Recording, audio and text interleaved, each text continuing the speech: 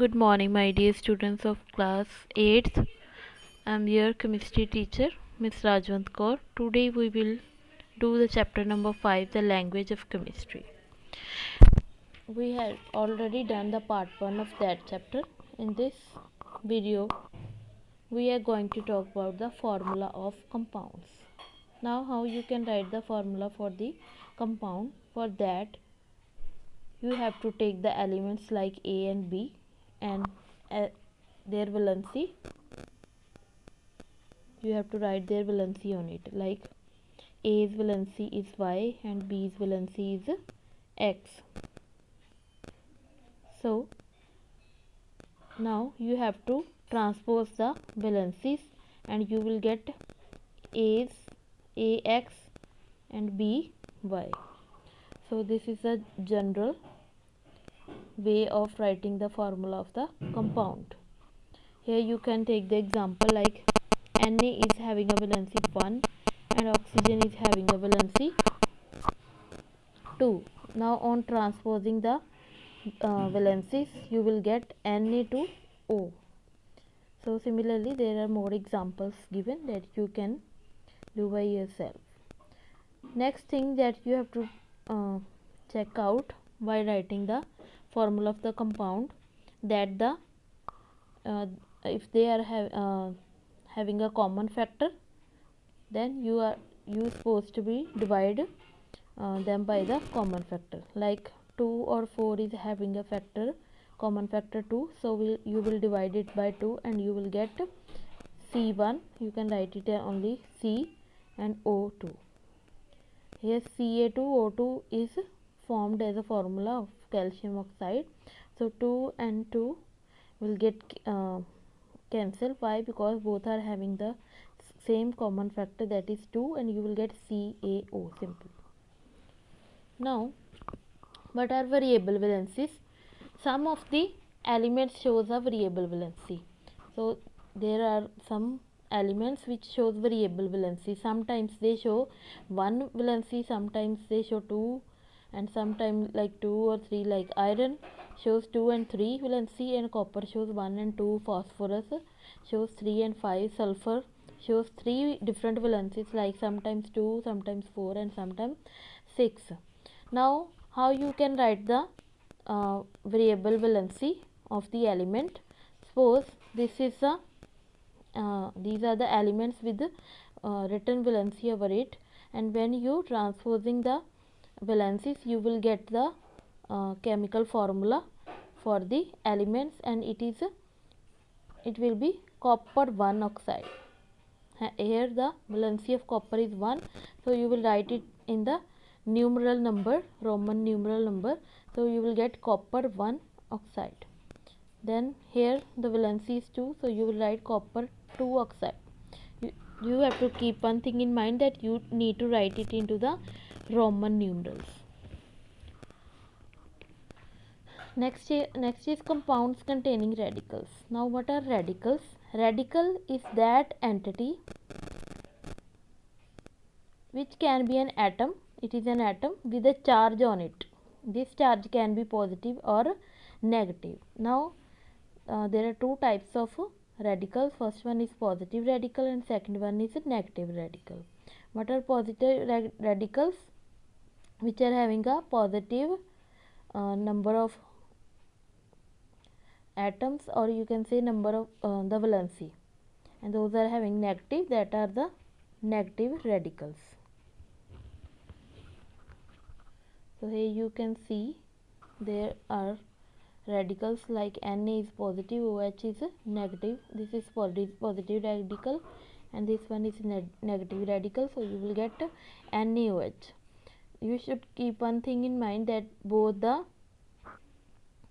charge should be equal with opposite sign, so that they can get easily cancelled and you get the neutral formula. It is must that the formula which is formed, the compound which is formed, is electrically neutral.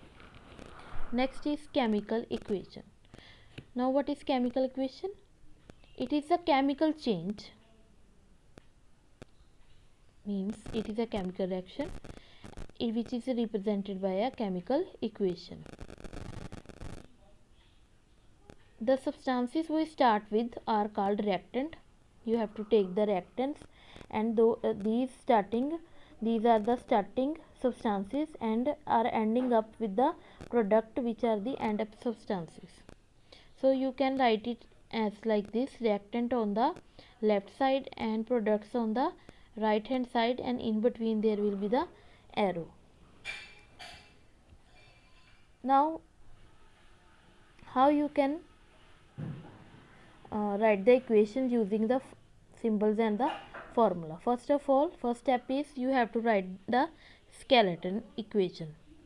How you can write? Suppose you are having a carbon and you burnt it into the sufficient supply of air, and you will get carbon dioxide. So you can write it in the form of symbols, and as a result you will get the compound. So like this you can write the skeleton of equation. It is must to write the skeleton of a equation. Similarly, there are many skeleton given of some of the reactions that you should do by yourself. Next is balancing a chemical equation. Next step is that the chemical equation should be balanced. Now what is the meaning of balanced chemical equation? It is the equation in which number of atoms of each element on the reactant side should be equal to the number of elements of each element on the product side. Means you have to take one thing in mind, that the number of atoms of each element should be equal on the both sides of the reaction. So let's understand better with the help of an example. Here you can see that C plus O2 is CO2. So you have to check it out whether this equation is balanced or not. For that purpose you will count the number of atoms of carbon. So here the carbon is on the left side, the carbon is 1 and oxygen are having 2 atoms. And if you come to the right hand side, there you can see that same carbon is having a 1 atom and oxygen is having a 2. So this is the balanced equation because the number of atoms on both the left side and the right hand side of the equations are equal. Now come to the example 3. Here you can see that C plus O2 is CO. So first of all you write the name of the element. Here the elements are carbon and oxygen, C and O. So you will make the column of left hand side and right hand side. Here you can calculate that carbon is having a 1 atom, so we write on the left hand side 1, and on the right hand side it is also 1, so you also write there 1. And here you can see that on the left hand side number of oxygen atoms are 2, so we have written here 2. But if you come to the right hand side, there the number of oxygen atom is 1. So here you come to know that this chemical equation is unbalanced. Why? Because the number of oxygen atoms are not same on the both the side. Now what you have to do to balance this chemical equation? You will first of all write the equation that is given to you. Here you can see that oxygen is 2 on the left hand side and at the right hand side it is 1. So we have to multiply the oxygen atom with 2. So you will write in front of it 2. Now you got 2 carbon, 2 oxygen.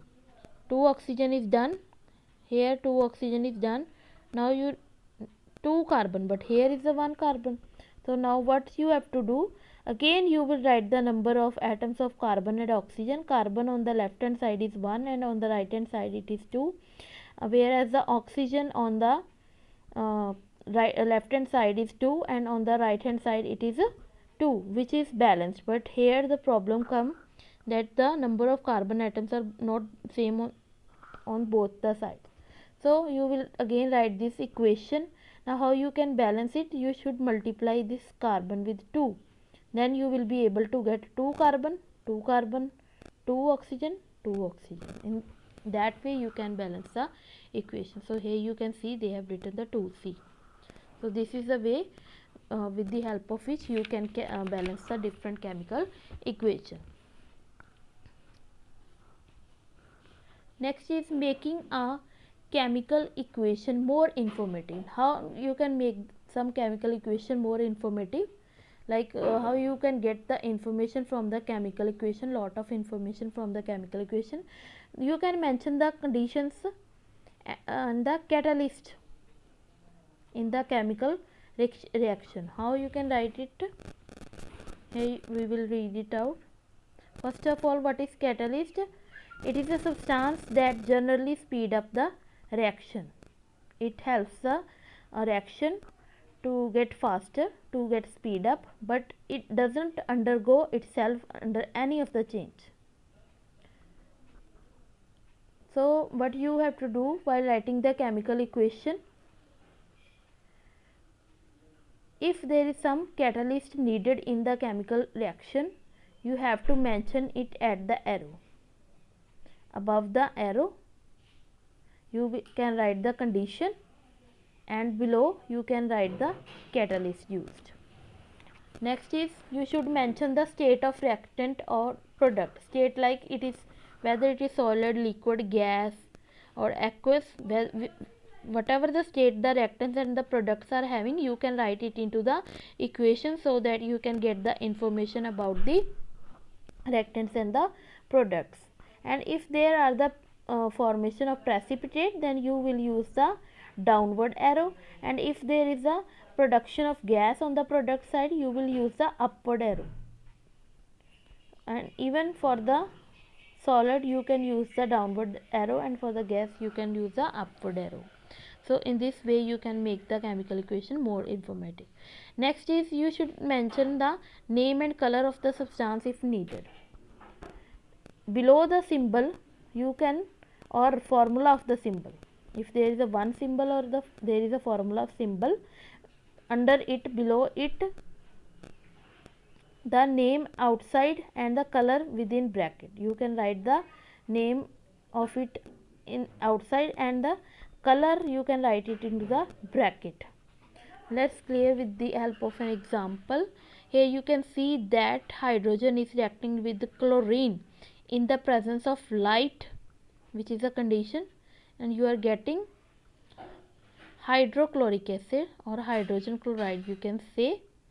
So they have written it is in the gas form, Gg is written in the bracket, and the product which you got is also gas.